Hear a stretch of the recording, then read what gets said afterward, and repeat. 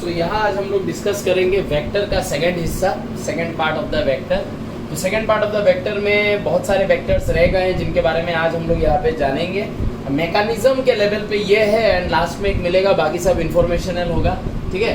अच्छा, PBr 322 overcoming the disadvantage of PBr 322 by using another plasmid.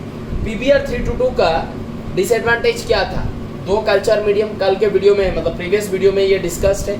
दो culture medium था, दो कल्चर मीडियम का कॉस्टिंग है ना, प्लेटिंग, एक कल्चर मीडियम से दूसरे कल्चर मीडियम में प्लेटिंग, ट्रांसफर, टाइम कंज्यूमिंग, दो कल्चर मीडियम, मोर कॉस्टिंग, मोर टाइम, ये सब का इश्यूज था, ठीक है। वो सब इश्यूज को घटाने के लिए हम लोगों ने क्या किया, एक और प्लाज्मिड लेबोरेटरी कंडीशन में डेवलप किया जो PBr 322 से बेटर रिजल्ट देता है, फास्ट रिजल्ट देता है एंड एक ही मीडियम में रहते हुए रिजल्ट देता है।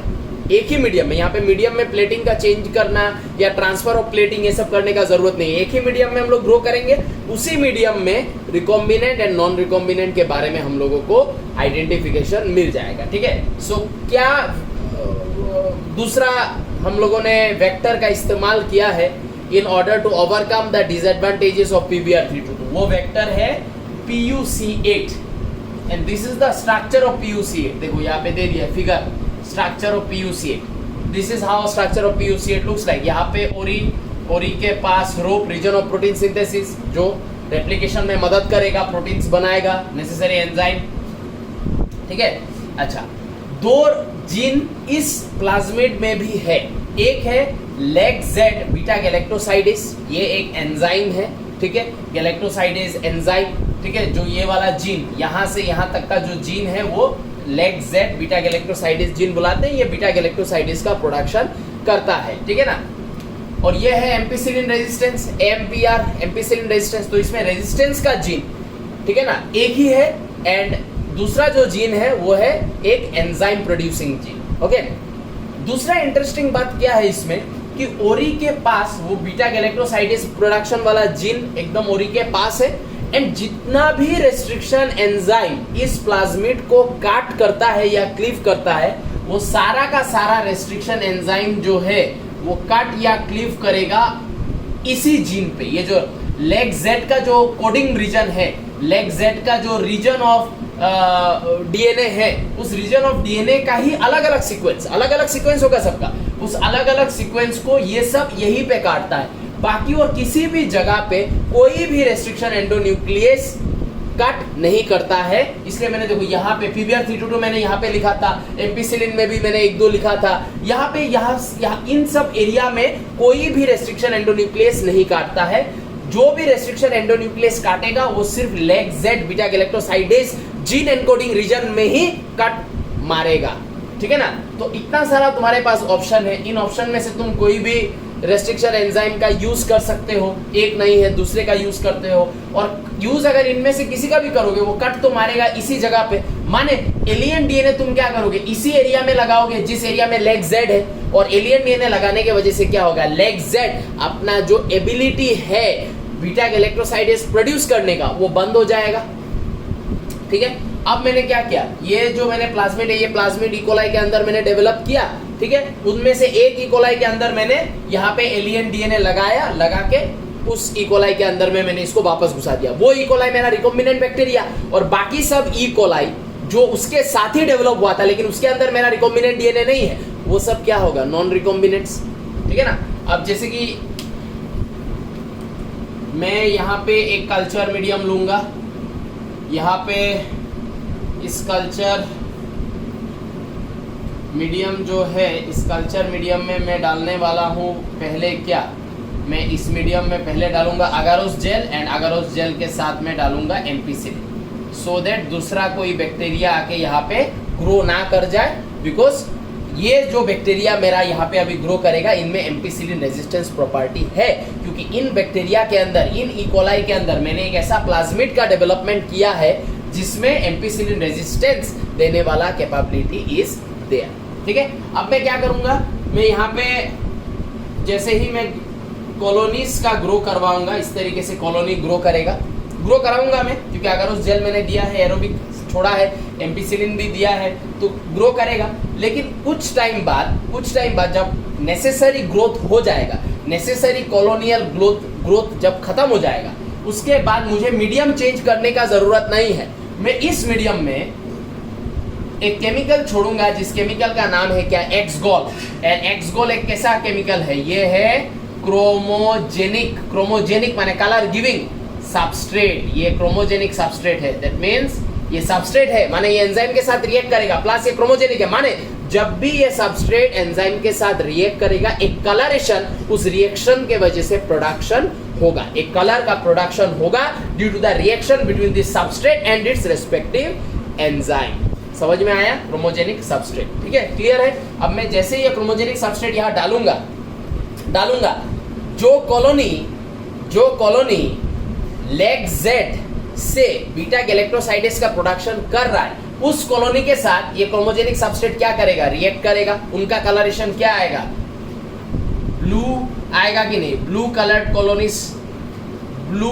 कॉलोनीज कुछ बनेगा कि नहीं। ये वो कॉलोनीज है जिनका लेग जेड फंक्शनल है, जिनका लेग जेड में कोई एलियन डीएनए नहीं लगा हुआ है, तो लेग जेड बीटा गैलेक्टोसाइडेस छोड़ रहा है और उसके साथ ये एक्सगोल जाके रिएक्ट कर रहा है, रिएक्शन के वजह से कलर प्रोडक्शन हो रहा है, उनका कॉलोनीज का कलर क्या बन रहा है, ब्लू कलर्ड हो रहा है। और जो मेरा रिकॉम्बिनेंट बैक्टीरिया है, रिकॉम्बिनेंट बैक्टीरिया माने जिसके लेग जेड के एरिया पे मैंने एक एलियन डीएनए को लगा के मैंने उस बैक्टीरिया के अंदर डाल दिया, तो रिकॉम्बिनेंट डीएनए बना के मैं जब उस बैक्टीरिया के अंदर डालूंगा, वो बैक्टीरिया मेरा क्या बैक्टीरिया है, रिकॉम्बिनेंट बैक्टीरिया। उसका लेग जेड तो बंद है ना, क्योंकि लेग जेड में हम लोगों ने एलियन डीएनए लगाया है, तो लेग जेड तो गैलेक्टोसाइडिस का प्रोडक्शन नहीं करेगा। तो कुछ कॉलोनीज ऐसा भी होगा जो एक्स गोल के साथ रिएक्ट नहीं करेगा, तो उनका कलर जो आएगा वो लोग रहेगा कलरलेस या व्हाइट, कलरलेस और व्हाइट कॉलोनीज। समझ में आया कि नहीं? अब यहाँ पे मुझे मीडियम चेंज करने का जरूरत नहीं पड़ा, मैंने डिजायरेबल ग्रोथ करवाया अगारोजेन एम्पिसिलिन देके, उसके बाद मैंने बस इसी मीडियम में एक्सगोल डाल दिया, जिसके वजह से एक कॉलोनी उस एक्सगोल के साथ रिएक्ट कर गया, ब्लू कलरेशन आया। एक कॉलोनी ने रिएक्ट नहीं किया क्योंकि वो बीटा गैलेक्टोसाइडिस का प्रोडक्शन नहीं कर रहा है। जो कॉलोनी का कलर आया ब्लू, वो मेरा कौन सा बैक्टीरिया है, वो होगा मेरा नॉन रिकॉम्बिनेंट बैक्टीरिया, क्योंकि उसके अंदर मेरा रिकॉम्बिनेंट डीएनए नहीं है, क्योंकि उसके यहाँ पे मैंने एलियन डीएनए नहीं लगाया है। और एक आएगा जिसका कलरलेस या व्हाइट आएगा, वो होगा मेरा क्या, वो होगा मेरा रिकॉम्बिनेंट बैक्टीरिया, क्योंकि ये वो बैक्टीरिया है जिसके इस जगह पे मैंने एलियन डीएनए लगाया था, इसका फंक्शन को बंद कर दिया था।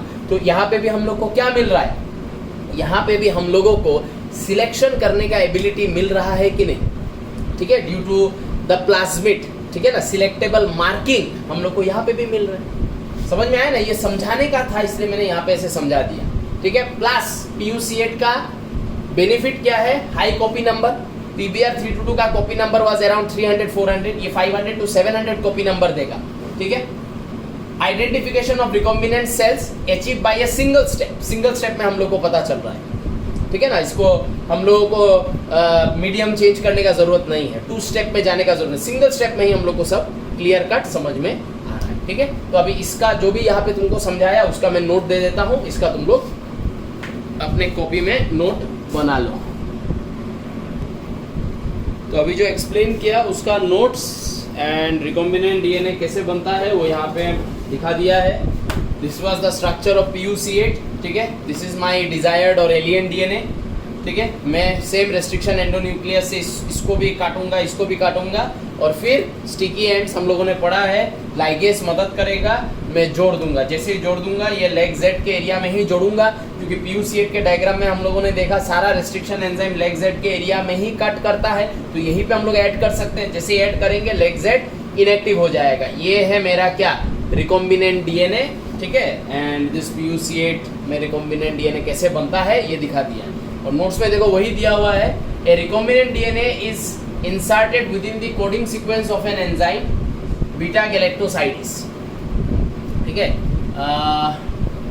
यहाँ पे तुम लोग रिकॉम्बिनेंट डीएनए नहीं लिख के तुम लोग लिखोगे an alien DNA is inserted within the coding sequence of an enzyme beta galactosidase.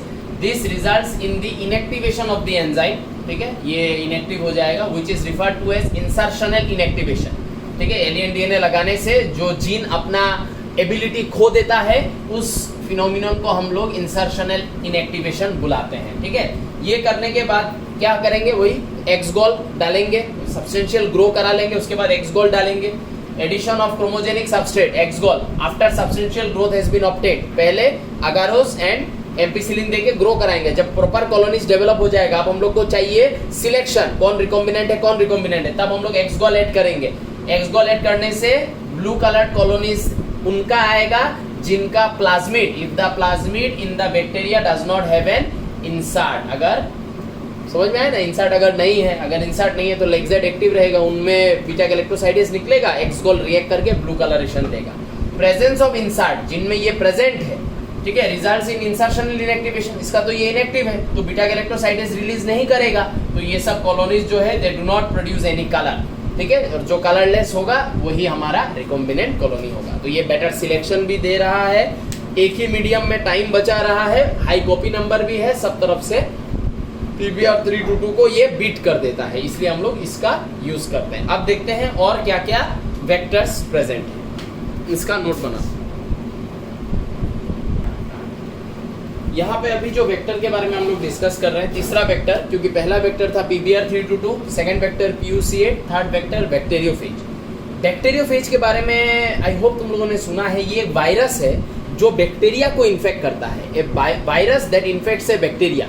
तो अभी हम लोग को वायरस का कोई भी, चाहे वो प्रोकैरियोटिक सेल हो यूकैरियोटिक सेल हो, वायरस कोई भी सेल को कैसे इन्फेक्ट करता है, वायरस अपना जेनेटिक मटेरियल उस सेल के अंदर डाल देता है, वायरस का जेनेटिक मटेरियल जाके सेल के जेनेटिक मटेरियल के साथ इनकॉर्पोरेट कर जाता है, and due to that incorporation bacteria के अंदर हम लोग देखते हैं बहुत ज़्यादा कॉपीज बनेगा उस जेनेटिक मटेरियल का, वायरस के जेनेटिक मटेरियल का, एंड सेवरल कॉपीज बनने के बाद वायरस अपना प्रोटीन कोड भी सिंथेसिस करवा लेगा बैक्टीरिया के जेनेटिक मटेरियल से, फिर वायरस बैक्टीरिया को फाड़ के बाहर आ जाएगा, बैक्टीरिया मर जाएगा, वायरस का नंबर बढ़ जाएगा। That is what a virus do, is not it.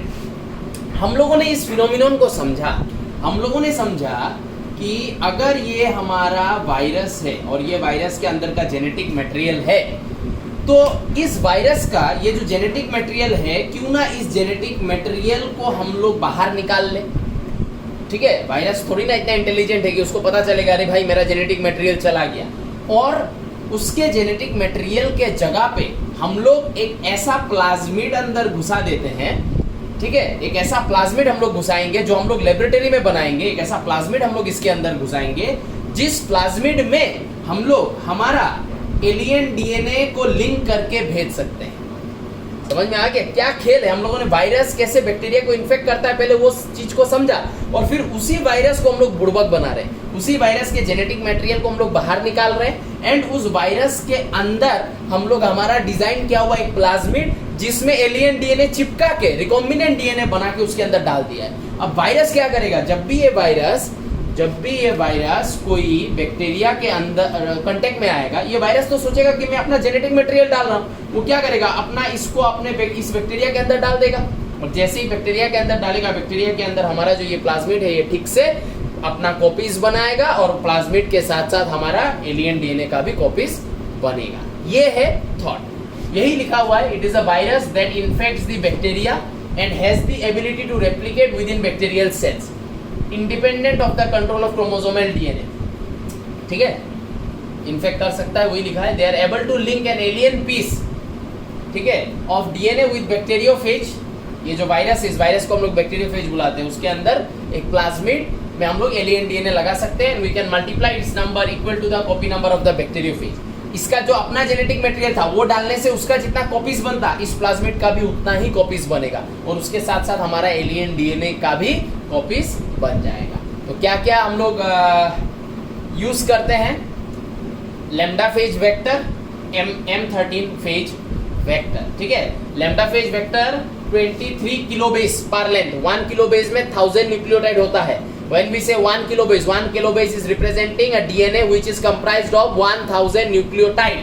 23 kilobase के लेंथ का लंबा DNA हम लोग इस वेक्टर में फिट कर सकते हैं, और फिट करके हम लोग बैक्टीरियोफेज के थ्रू बैक्टीरिया में ट्रांसफर करा सकते हैं। M13 थोड़ा सा नीचे का है, ये 6.4 किलोबेस पर लेंथ का इसमें एडिशन हो सकता है और उसको फिर बैक्टीरिया में ट्रांसफर करके उसमें हम लोग जीन क्लोनिंग करवा सकते हैं। ठीक है, तो ये है तीसरा। अब आगे बढ़ते हैं। तो ये कुछ और वेक्टर्स है, इंफॉर्मेशनल है, याद रखना है। YAC vector yeast artificial chromosomal vector east से ऑब्टेन करते हैं। YAC वेक्टर एक ऐसा वेक्टर है जो बहुत ज़्यादा हम लोग ह्यूमन जीनोम को ठीक करने के लिए हम लोग YAC वेक्टर का बहुत ज़्यादा मदद लेते हैं। ह्यूमन जीनोम के लिए this is most commonly used vector for human genome। ठीक है, थोड़ा छोटा छोटा करके लिखा है, तुम लोग तो अभी ऑडियो में सुनाई दे रहा है ना, वैसे करके लिख लेना। BAC वेक्टर जो है bacterial artificial chromosomal vector, E coli से हम लोग इसको इनहेरिट करते हैं। आईडी हम लोग ई कोलाई से लेते हैं। इसमें सिलेक्टेबल मार्कर भी है एंड क्लोनिंग साइट्स भी है। तो ये सब कुछ एक्स्ट्रा पॉइंट से याद रखना है।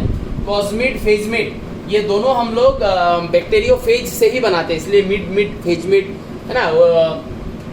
कॉस्मिड फेजमिड ये दोनों लेबोरेटरी में प्रिपेयर किया हुआ आर्टिफिशियल वेक्टर्स है जिसको हम लोग बैक्टीरियोफेज से ही ऑब्टेन करते हैं, या idea of making this vector has come from the bacteriophage. Okay, transposon as vector ये इंपॉर्टेंट है। Transposons are also called as jumping gene. ये क्या करता है, सपोज एक एनिमल के अंदर ये एक उसका न्यूक्लिक एसिड है, ठीक है, जेनेटिक मटेरियल है। अब इसमें ये वाला जो एरिया है, ये वाला एरिया है जंपिंग जीन। अब ये जंपिंग जीन का एबिलिटी क्या है, ये जो जेनेटिक मटेरियल है, ये मान लेते हैं ये genetic material as a whole एक डीएनए है। इस डीएनए में एक जगह ऐसा है जहाँ पे जंपिंग जीन प्रेजेंट है। अब ये जंपिंग जीन में एबिलिटी है, ये जंपिंग जीन क्या करेगा, ये जंपिंग जीन अपना एक आरएनए बनाएगा, फिर उस आरएनए में रिवर्स ट्रांसक्रिप्टेज का मदद से ये डीएनए बनाएगा।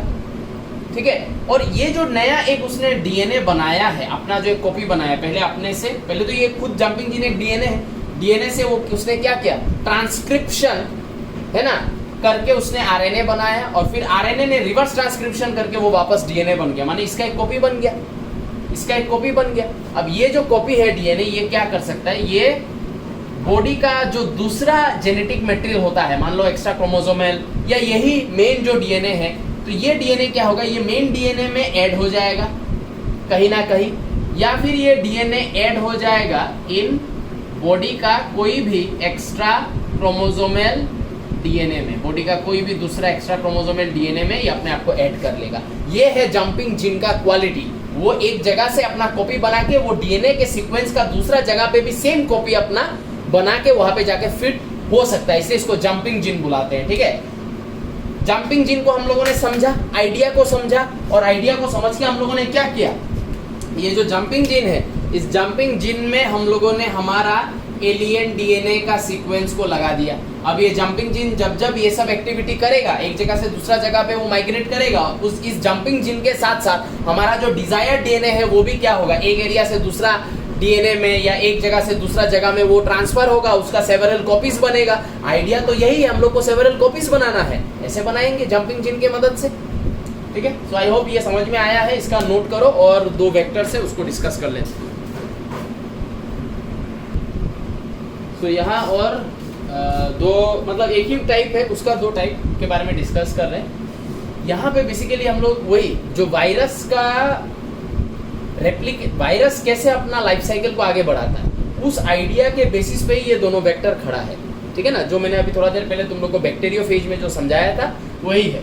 यहाँ पे रेट्रोवायरस, ये वायरस का एक ऐसा ग्रुप है जो मतलब डाइवर्स है और सब तरीके का, प्लांट सेल को भी इन्फेक्ट कर सकता है, बैक्टीरिया को भी कर सकता है, ह्यूमन को भी कर सकता है, एनिमल को भी कर सकता है, like that. It's a diverse group of viruses जो मैकेनिज्म तो सेम है, अपना जेनेटिक मटेरियल सेल के अंदर डाल देगा, वो वहाँ घुस के अपना नंबर्स बढ़ाएगा, प्रोटीन सिंथेसिस करेगा, सेल फाड़ के बाहर आ जाएगा। बेसिस तो यही है। So this viruses have the ability to transform normal cells into cancerous sales.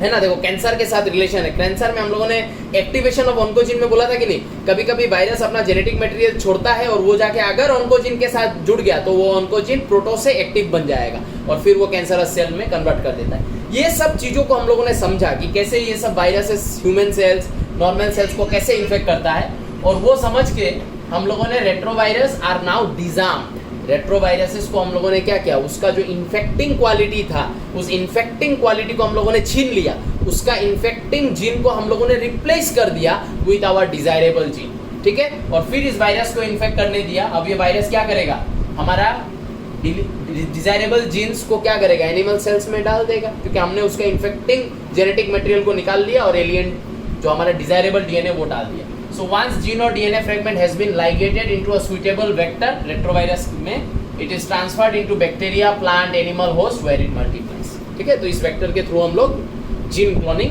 कर सकते हैं। दूसरा है shuttle vector, very important question entrances में आता है। क्यों इसके बारे में पढ़ रहे हैं, इसलिए पढ़ रहे हैं क्योंकि ये बहुत यूनिक है, एडेप्टिबिलिटी है इसमें।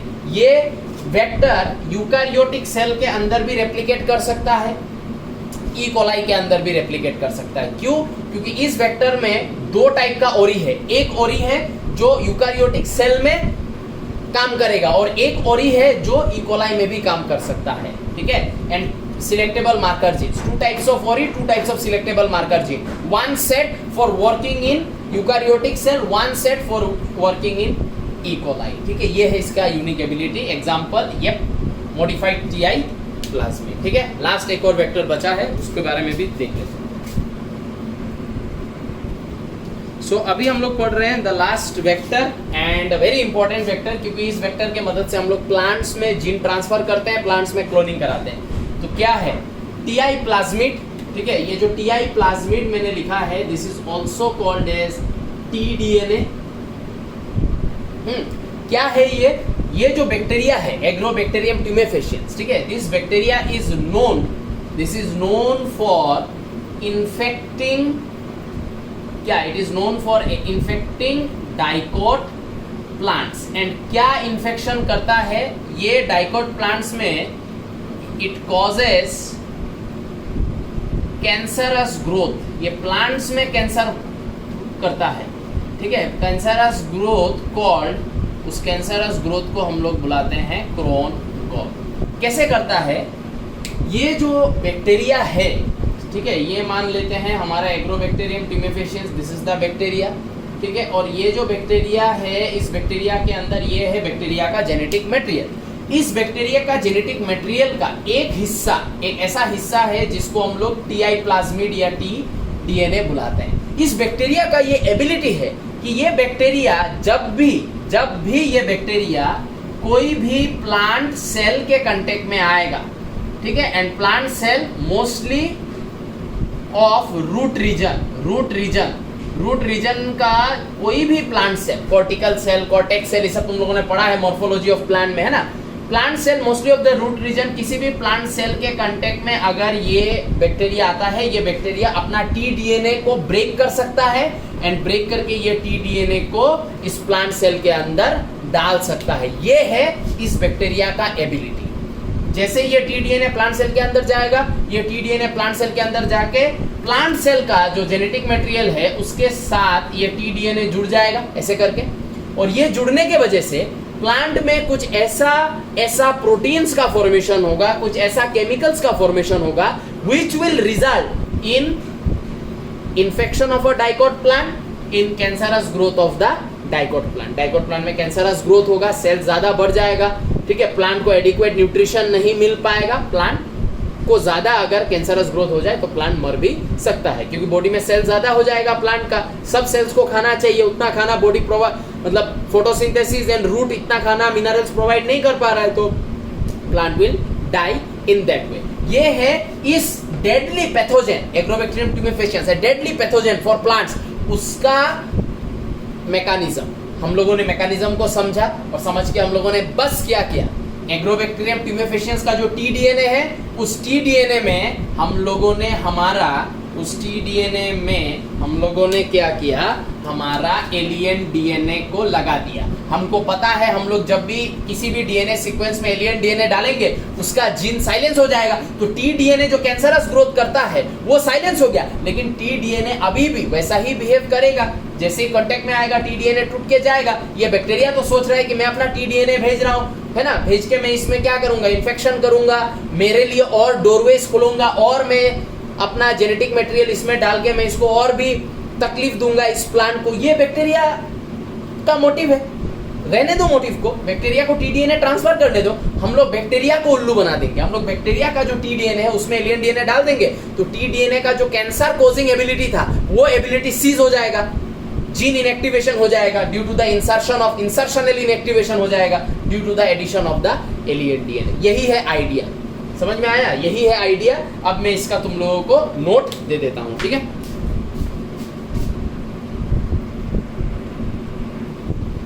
तो इस नोट के साथ तुम लोगों का वेक्टर्स का डिस्कशन खत्म होता है। कल से हम लोग एक नया डिस्कशन शुरू करेंगे और I think we will require more 2 videos to complete this chapter, ठीक है। तो यहाँ पे वही टीआई प्लाज्मिड के बारे में जो भी तुम लोग को अभी समझाया कि टीआई प्लाज्मिड जो है अगर वो नेचुरल बैक्टीरिया एक प्लांट को इन्फेक्ट करता है तो उसमें क्रॉन गॉल बनाएगा, ठीक है, that is tumour, cancerous growth tumour बनाएगा, ठीक है। ट्यूमर बना के उस ट्यूमर सेल से कुछ ऐसा केमिकल्स प्रोड्यूस करेगा जो बैक्टीरिया के लिए बेनिफिशियल है, नहीं तो वो क्यों इन्फेक्ट करेगा, है ना, जो बैक्टीरिया के लिए बेनिफिशियल है। तो बैक्टीरिया अपना टीआई प्लाज्मिड प्लांट सेल के अंदर डाल देगा। प्लांट सेल के अंदर वो टीआई प्लाज्मिड प्लांट सेल के जीनोम के साथ इनकॉर्पोरेट हो जाएगा, करके प्लांट सेल को ट्यूमर बना देगा या ट्यूमरस ग्रोथ कराएगा आसपास, और उन ट्यूमरस ग्रोथ के सेल से कुछ ऐसा केमिकल प्रोड्यूस करवाएगा जो बैक्टीरिया के लिए बेनिफिशियल है, ठीक है। समझ में आया? हम लोगों ने इस मैकेनिज्म को समझा। बैक्टीरिया का टीआई प्लाज्मिड को डिजायरेबल जीन से